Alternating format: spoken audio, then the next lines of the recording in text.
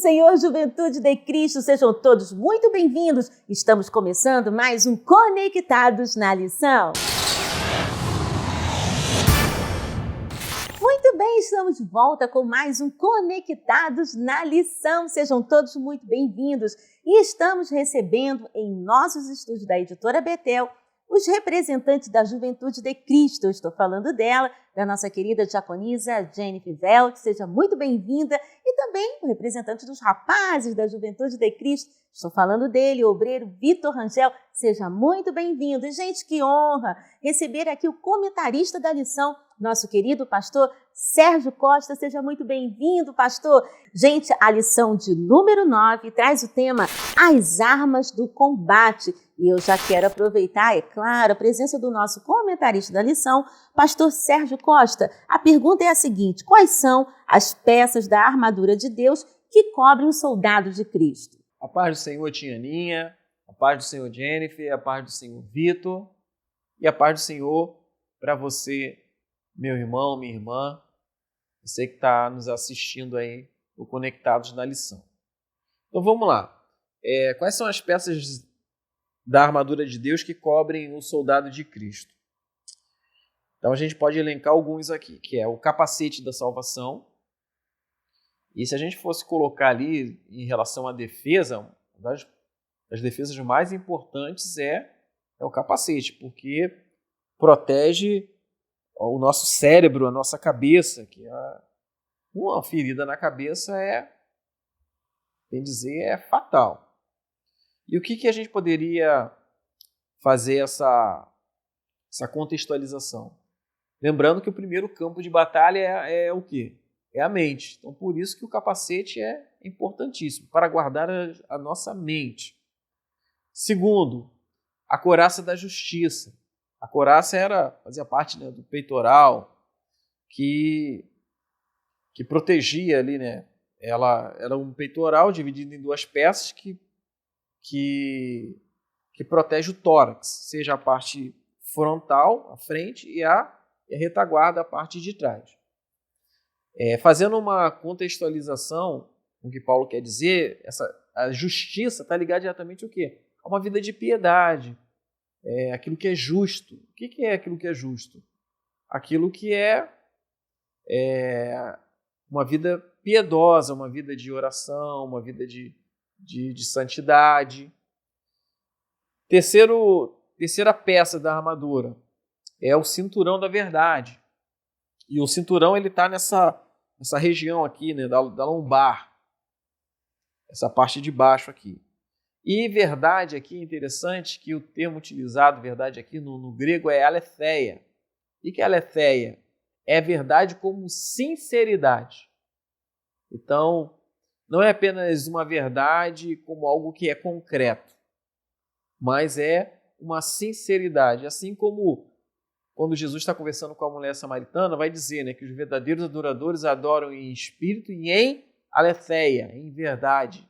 Ou seja, o verdadeiro adorador adora a Deus em espírito, ou seja, não está preso ao lugar ou às circunstâncias, e em sinceridade de coração.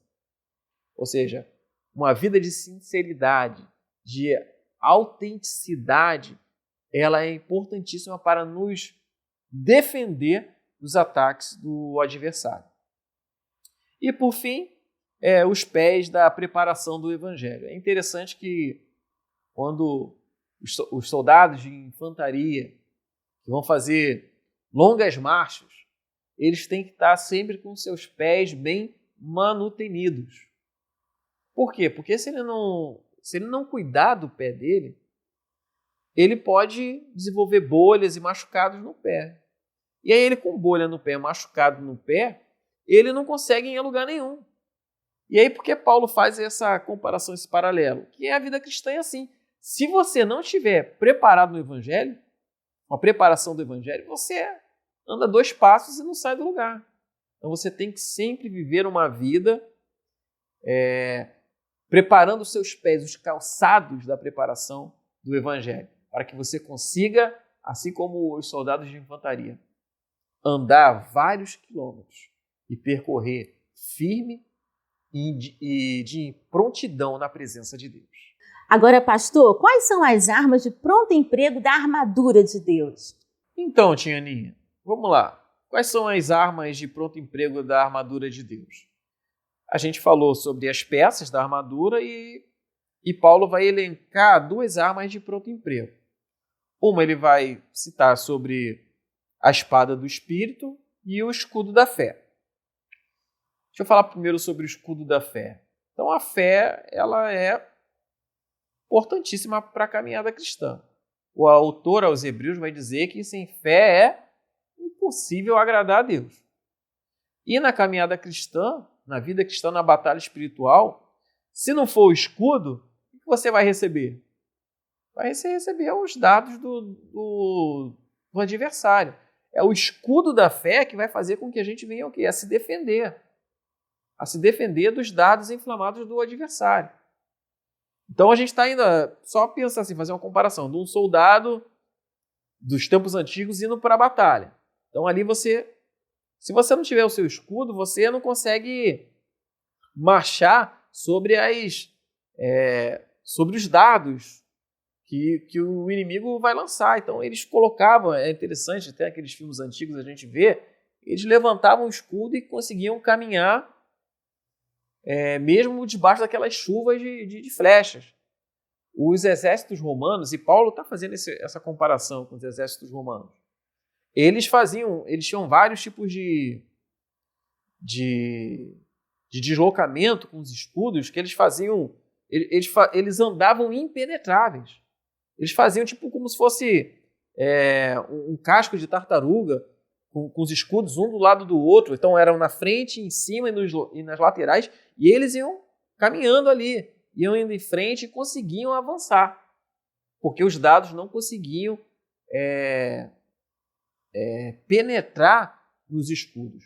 E assim é a gente. Se a gente tem fé, se a gente acredita de fato na palavra de Deus, se a gente crê nas promessas, meu irmão, se você crê na palavra de Deus, na promessa que Deus tem na tua vida, que está pautado nas Sagradas Escrituras, na Bíblia, nada vai fazer você parar.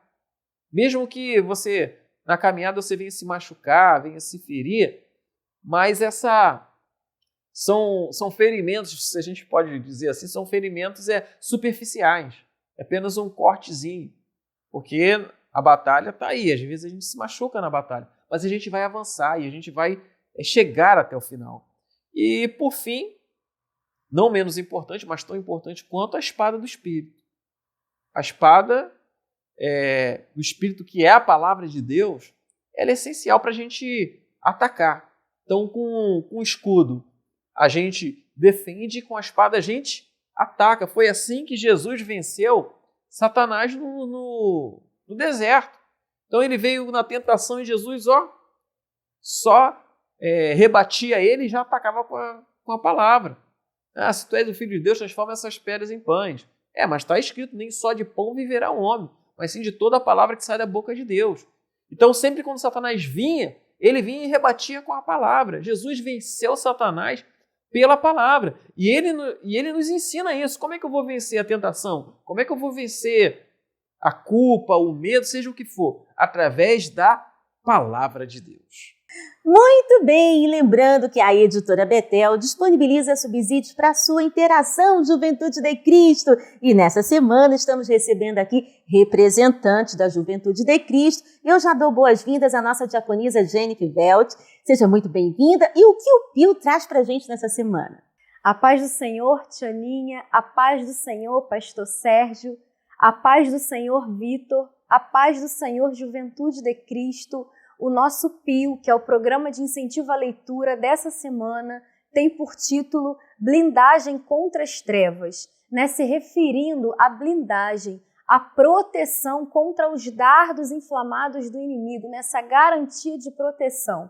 Então, que nós possamos estar revestidos da armadura espiritual. Nós vemos que no desenvolvimento da história, por diversas vezes, várias armaduras foram utilizadas, por vezes armaduras pesadas, de cobre, de bronze, e foram se modificando com o passar do tempo para que se adequasse ali ao soldado. porém a nossa armadura espiritual, né, que está baseada na palavra do Senhor, ela é imutável. Então, que nós possamos continuar investindo tempo na oração, né, buscando ao Senhor na leitura da palavra, porque quantas vezes nós vamos ler a Bíblia, né, nós vamos ali orar com o nosso coração apertado, tristes, porém ao final nós saímos renovados. O Senhor nos fortaleceu. Glória a Deus. E pastor Sérgio, a juventude quer saber, em comparação às armaduras de batalha da antiguidade, qual é o diferencial da armadura espiritual? Vamos lá, Jennifer. Então, como é que a gente faz essa comparação? Lembrando sempre aquela ideia da gente pegar exemplos, seja da história, ou exemplos vivenciais, para a gente fazer essa analogia, né, essa comparação com o ensinamento espiritual, o ensinamento bíblico. Até o Pio vai apresentar a armadura da antiguidade. Como que eram essas armaduras da antiguidade? Lá no auge dos cavaleiros medievais. Elas eram armaduras que protegiam bem ali o cavaleiro, o soldado, seja quem for, mas elas tinham um grande problema. É que elas eram extremamente pesadas. Até hoje, a gente vai ver, não armaduras, mas coletes. E esses coletes, muitas vezes, que os soldados usam hoje são pesados. As mochilas, o equipamento. E o grande diferencial que a gente pode fazer uma analogia aqui, uma comparação com a armadura espiritual, é que a armadura espiritual ela não traz peso. Ela não é pesada em si. Pelo contrário, ela nos dá liberdade em Deus.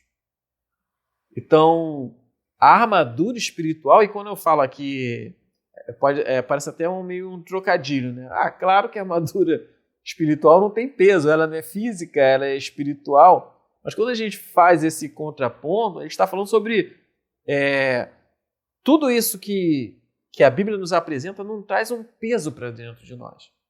Até porque a cruz não era um fardo. A cruz era um instrumento de morte. Ou seja, o homem ele tem que matar o velho homem. E isso, na verdade, não traz para ele um peso. O que traz o peso é o pecado. O pecado traz o peso da culpa, o peso dos problemas emocionais que ele pode trazer, o peso dos problemas de relacionamento. E o relacionamento, tanto entre as pessoas, quanto o relacionamento também interpessoais, como o relacionamento com Deus. Enquanto que a armadura espiritual faz com que a gente venha o quê? Para a batalha livres.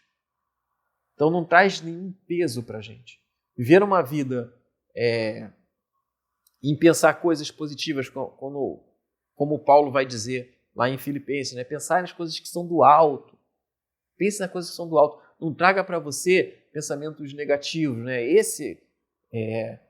Guarde a salvação, o capacete da salvação, a couraça da justiça, o cinturão da verdade, calçar os pés com a preparação do evangelho, o escudo da fé e o espírito e a espada do espírito, que é a palavra de Deus. Isso não traz um peso para a gente. Isso traz, na verdade, liberdade. E liberdade em Deus. Tem uma frase que é interessante que diz, né, que o verdadeiro livre é aquele que faz o que não quer. Como assim faz o que não quer? A nossa natureza impõe a gente fazer determinadas coisas que seriam normais, mas o verdadeiro livre não faz aquilo que a natureza humana dele aponta para fazer, mas ele faz aquilo que Deus quer que ele faça. E isso é a verdadeira liberdade. Uau! Conectou? Lembrando que a Editora Betel traz para você, Juventude de Cristo, a Bíblia Jovem, para você que não abre mão do conhecimento com muito estilo. E lembrando também que já está disponível em nossa loja virtual o livro Subsídio do Trimestre, Batalha Espiritual, uma guerra invisível, mas real. Adquira agora mesmo por um desses telefones que está passando na sua tela ou em nossa loja virtual, editorabetel.com.br. Bem, nós vamos ficando por aqui. Muito obrigada à companhia de todos vocês e até a próxima semana com mais um Conectados na Lição.